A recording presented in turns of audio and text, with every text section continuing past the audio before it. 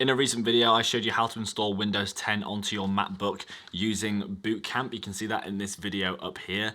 And now you might be in the position that you've done what you needed to do with Windows 10, and now you want to take it off of your MacBook. So you'll now need to reverse that process. I love you like la la la la la la la la. What's up guys, my name is George. I'm a freelance video marketer based in the north of England. On this channel I cover content all around tech, filmmaking and freelancing, so if that is your vibe then hit subscribe and welcome to the channel.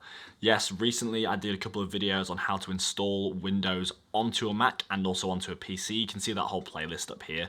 But today we just want to look at how to reverse the bootcamp process on our Mac device. This is very simple, and all you need to do is log in to your Mac OS system, which you do by booting up your Mac and holding down the Alt key and then selecting Macintosh HD. You want to boot into there. Once you are booted up onto your Mac, into Mac OS, go up to your Spotlight search, and then we're going to go for Bootcamp Assistant the same way that we actually installed Bootcamp.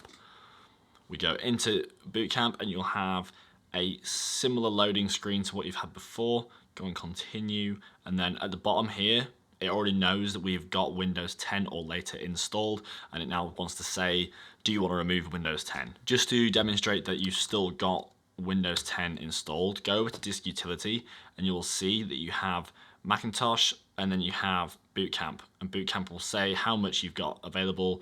I originally made mine so it was 128 gigs of my available hard drive space, so we can see here that it is currently used 20 gigs of 120, so that is what Bootcamp has identified as Windows 10. It is that partition of your hard drive. So he's going to go on continue. This will wipe out everything on there. Fantastic. And then it will ask your admin password.